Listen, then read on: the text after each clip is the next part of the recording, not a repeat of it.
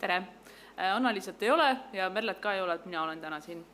Aga me oleme kõik kolmekesi Maastiku arhitektid, 2 meist on doktorandid, 1 on Sirbi arhitektuuri toimetaja ja sattusime selle elurikkusega tegelema oma ameti kaudu. Oleme moel või teisel oma töödes kogu aeg seda soosinud, võib-olla 10 aastat tagasi me ei osanud seda niimoodi nimetada, aga kuidagi loogiline valik on ta pidevalt tundunud. Ja kureeritud elurikkus siis on projekt.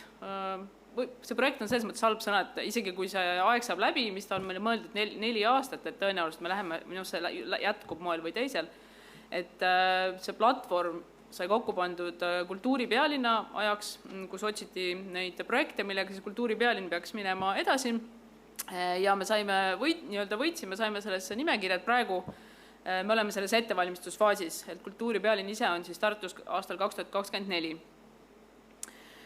Ja see kureeritud siin selles meie kontekstis või kuidas me mõtestame seda on siis, me tegeleme selle elurikkusega nii palju kui vajalik ja nii vähe kui võimalik, ehk et me just püüame kõike seda, mis täna siin eespool on räägitud ja seda, mis ka Mirjam siin soovitas, et me oleme püüdnud seda kõike juba ära teha ja me alustasime siis sellega vist aastal 2018 kogu selle projektiga.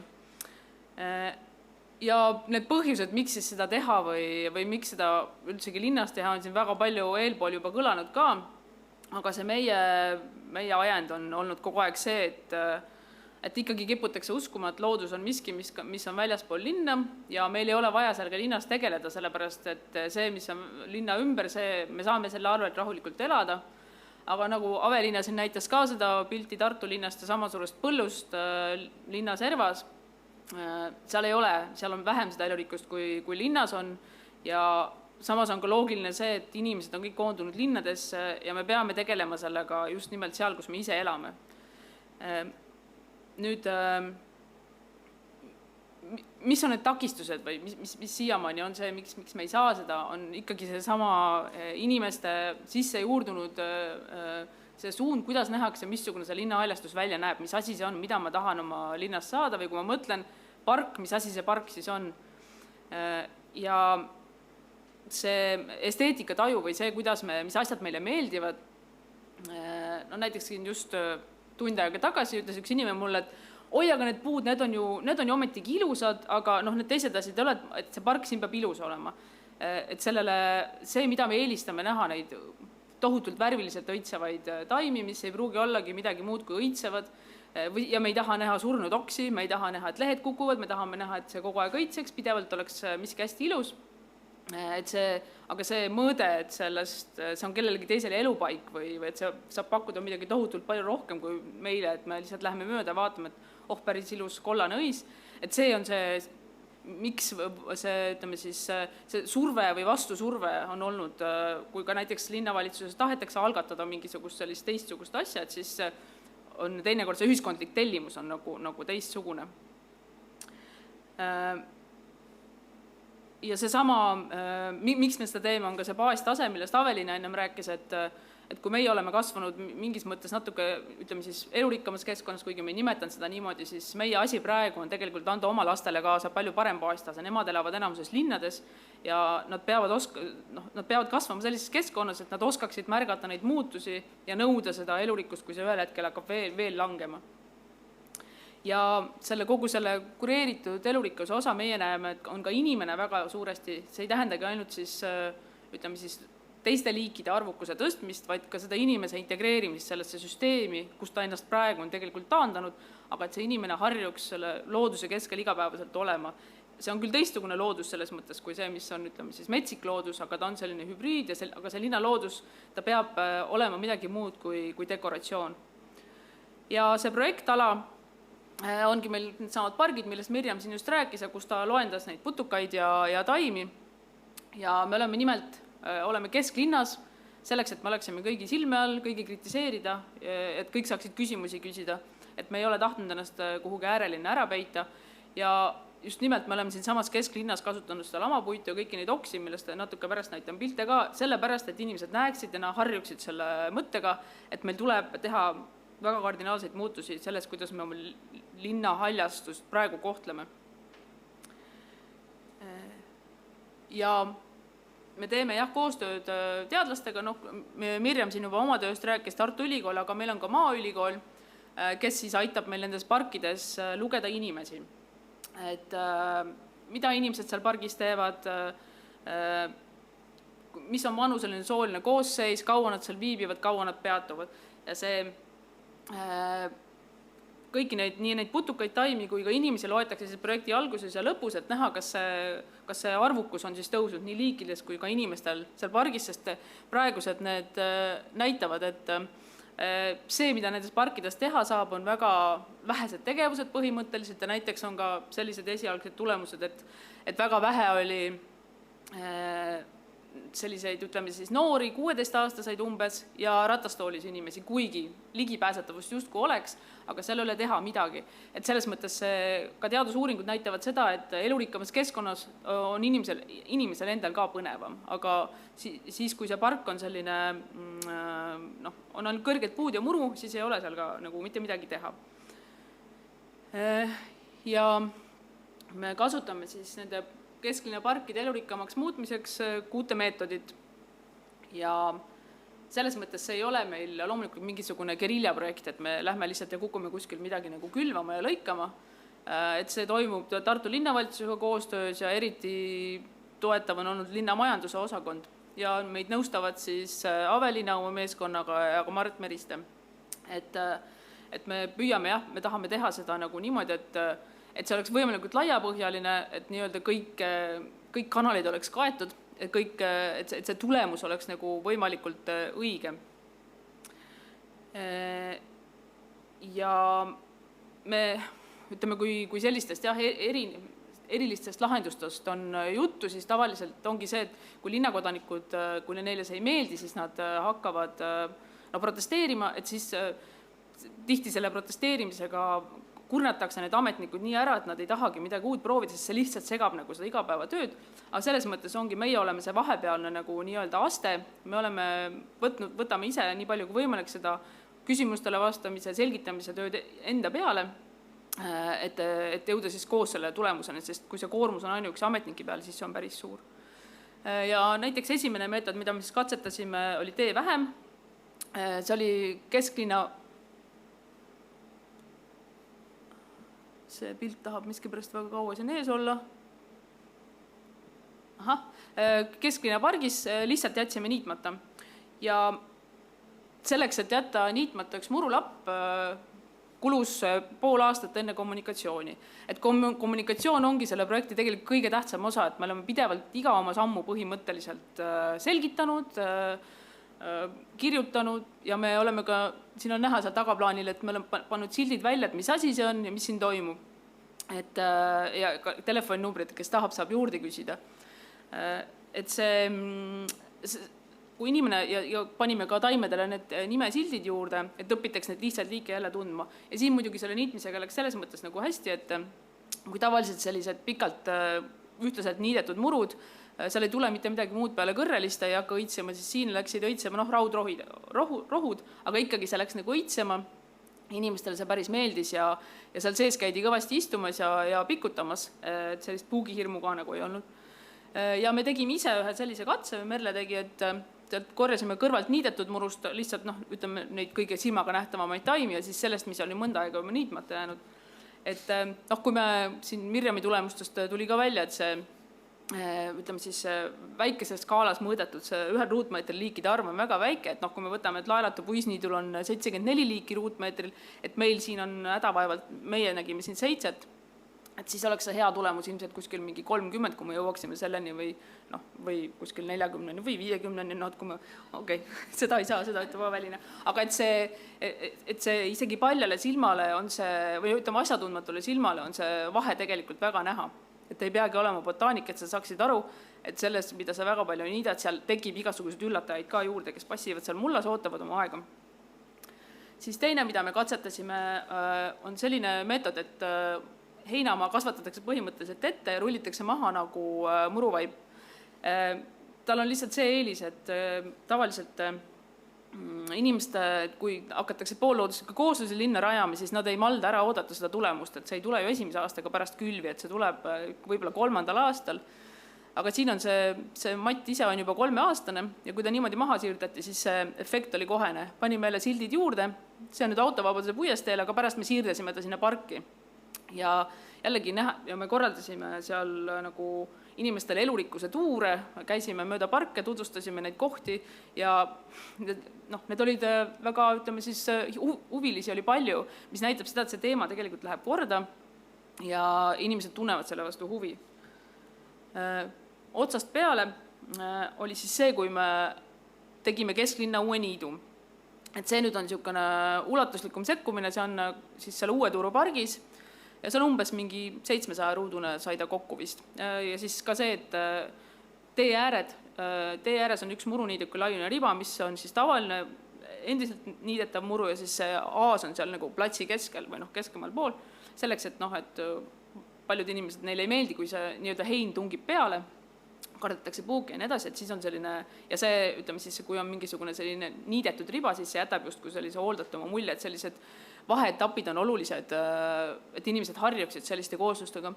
Ja tegime seda koos inimestega, mis on osa sellest nii-öelda kommunikatsioonist, et kuna see oli sügisene külv, jällegi kasutame ainult Eestist koeratud seemneid, niidusegusid ja sügisene külv, siis palusime linnastel tuua ka, kes tahab neid erinevaid sibulaid, tulpe ja palusime, et kui tooge oma aiast, et ärge minge ostke neid kaubanduskeskusest, et siis me saame, ei ole ju mõtet siia tuua neid Hollandi tulp, et võtame neid, mis koduaedades on juba siin kohanenud pikemat aega. Ja inimesed tulid sellega väga hästi kaasa, toodi päris paljude kastidena, koos rullisime, sealt kooriti pinnase kiht ära, külvasime seemned maha, või kõigepealt panime sibulad, külvasime maha, riisusime, rullisime ja seal oli jälle väga tore, et tulid mingisugused keskkooli või gümnaasiumi noored mööda, kes ei olnud kunagi näinud seda mururulli, aga neile see väga meeldis ja nad siis rullisid sellega kõvasti ja aitasid meid.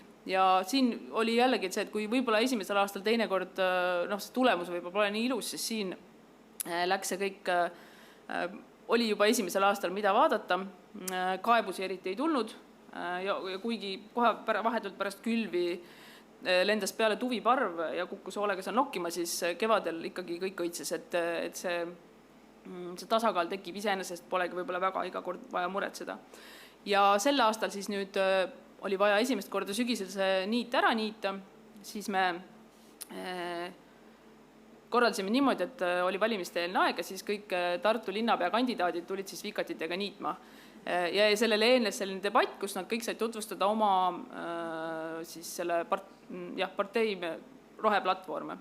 Ja see selles mõttes õnnestus päris hästi, et üllatavalt paljud oskavad vikatiga niita ja need, kes ei osanud, siis kuna meil toimuski meil kahe peale Elfiga, Elfi poolt olid vikatid, Elf ka õpetas, et see tõmbas nagu päris palju tähelepanu sellele jälle, et me saame tegelikult linnakeskkonnas teha ka teistmoodi. Nüüd jäta maha on selles nii-öelda rahvasuus hakipargiks, kuigi tegelikult on seal vist künnivarased, et seal olid mõned puud olid haiged ja siis otsustasimegi jätta need sinna lamapuiduks. Nüüd sinna vahe on selles, et nad ei ole tegelikult kukkunud selle kännu pealt, vaid nende puude asukoht sai hoolega välja mõeldud niimoodi, et kui inimene selle peal istub, mis vaated talle avanevad ja kuidas see ka mööda minnes tundub, et need vaated oleksid, et see kureerimise aspekt on hästi oluline, et see oleks aru saada, et see on nimme nii tehtud, mitte ei ole kuidagi siia juhtunud või et see ei ole lohakas ja tegemata jätmine.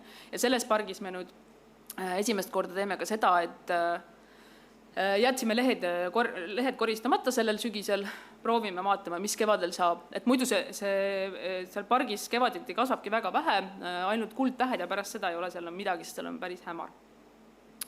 Ja punupesa oli seotud selle sama nende lamapuiduga, et nendest okstest, mis üle jäid, siis Maaülikooli inimeste abiga tehti sellised nagu pesad või ka jällegi selliselt, et neid oleks maastikukunst, et oleks hea vaadata.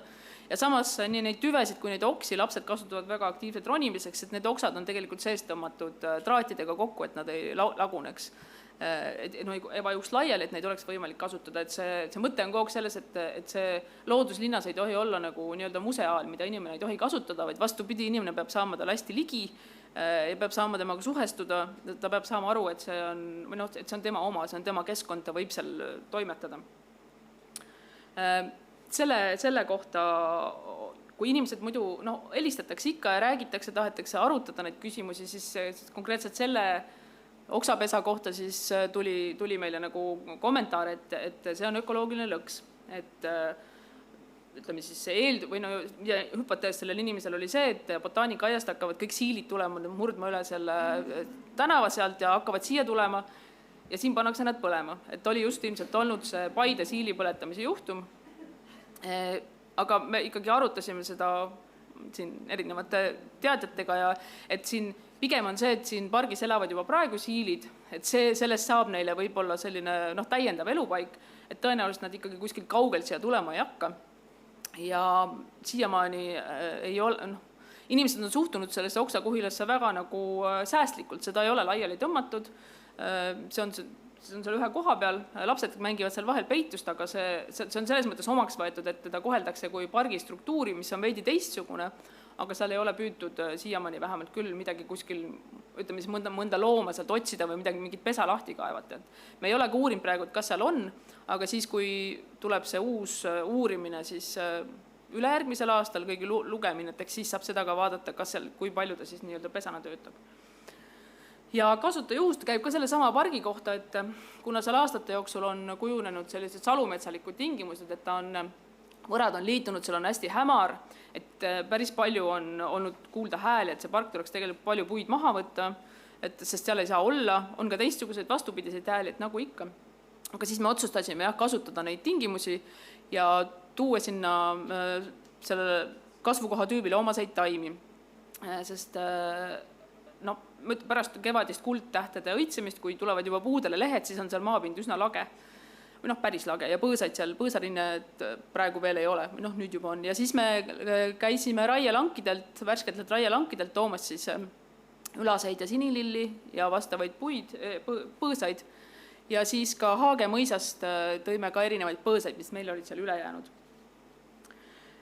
Ja jällegi tegime seda koos linlastega, et kuna oli koroonaaeg, siis me ei teinud avalikku kutsumist, vaid pöördusime ühe firma poole, kes seal lähedal oli ja nemad tulid siis ise. Et jällegi tähelepanuväärne juhus võib-olla see, et seal oli üks välismaalt tulnud inimene, kes töötas Tartus ja ta oli umbes võib-olla 25-aastane, tema esimest korda hoidis käes labidat. Et kui meile siin tundub, et kõik need asjad, mida me teame, et need on nii tavalised ja suvalised, siis muu maailm on läinud nagu niivõrd linnastunud, et juhtuvadki sellised asjad ja temale oli see kõik nii tohutult erakordne sündmus, et sa saad linnapargis midagi istutada, midagi kaevata või üleüldse, et selliseid asju nagu koos tehakse, et sa saad selles nagu osaline olla. Et see on alati selline reaalsuskontroll, et meil on siin tegelikult seda, ütleme, teavet ja seda huvi on ja seda tuleb praegu ära kasutada. Ja kui me praegu vaatame seda parki, et päris palju suvel oli seal seda, et inimesed istusidki nende puutüvede peal, tegid seal arvutiga tööd, seal jalutati rohkem. Jällegi, kui tuleb see nii-öelda uus uuring, et siis me näeme, kas inimeste arvukus seal on veel tõusnud. Ja nüüd juba pärast selle suve jooksul, siis kui linnas on kuskilt mingeid puid maha võetud, et osad tüved oleme viinud veel sinna täienduseks. Aga see on ka jälle see tasakaalu hoidmine, et ega me nüüd ei tee sellist nagu puutüvede lõbustusparki, et me katsume ka seda sama tasakaalu hoida, et jääks erinevaid kohti ja paljudele liikidele nagu võimalusi. Jah, ja me oleme Instagramis ka. Aitäh!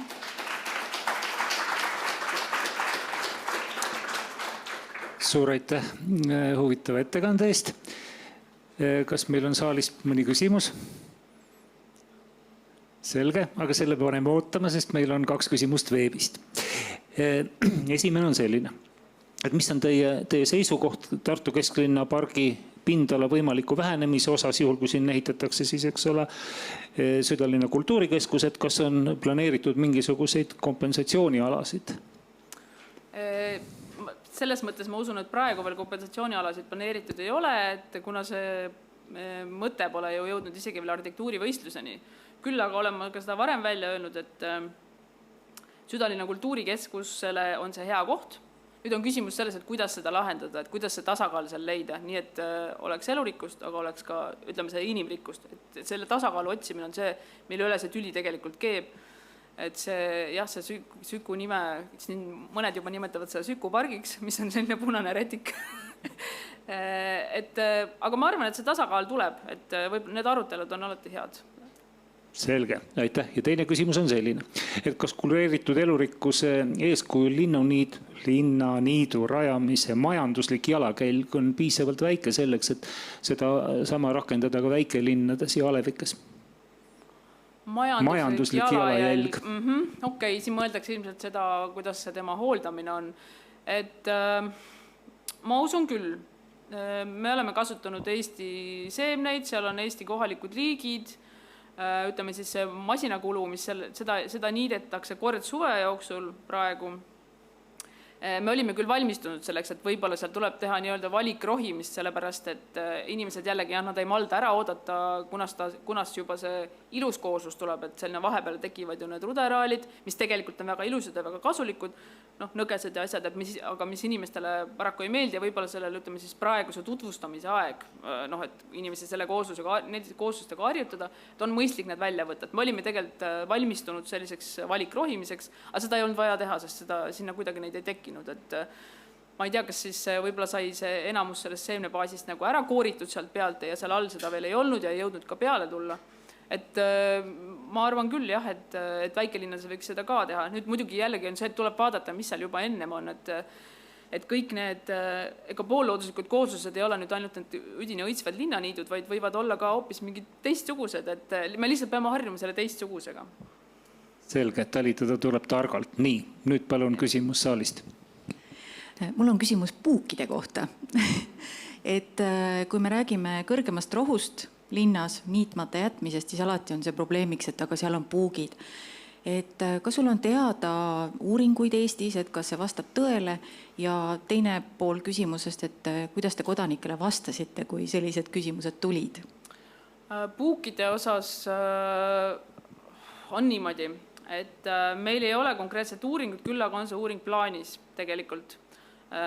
Aga näiteks Tuul Sepp on rääkinud sellest, et inimeste tervis saab linnas kordades rohkem kahjustada näiteks heitgaaside tõttu kui nüüd puukide tõttu. Ja ERMi-ees ju tehti see katse mingid aastad tagasi, kus see puugipüüdja nii-öelda käis sealt üle, ta ei saa mitte ühtegi puuki, et sellel on see mingi loogika, et puugi see, keda ta kõige rohkem otsib, on ikkagi loom ja inimene on talle nii-öelda kõrvalsaadus. Et kui sa käid ka koeraga väljas, et siis enamasti koera küljes on puugid, ei ole nii väga enda küljes. Ja tegelikult on ju niimoodi, et need puugid on, me ei jäta keegi ju metsa minemata sellepärast, et me kardame puuki. Et lihtsalt tuleb ennast vaadata, tuleb ennast vaktsineerida, et see on elurikkuse osa. Et kui me selle elimineerime, siis me elimineerime ka palju muid asju. Et nii me olemegi tegelikult vastanud. Et samasugune küsimus oli ka sellega, et kas see, kui me tekitame linna rohkem sellist elurikkust, et kas see tõstab näiteks või põhjustab allergiaid rohkem või seda allergikutele tähendab seda tolmu rohkem. Et ka see on plaanis kuidagi välja uurida, et tegelikult seda õietolmu sisaldust õhus mõõdetakse pidevalt, et katsuda siis võrrelda neid andmeid, et kas ta on siis nüüd tõusnud või ei ole. Suur aitäh!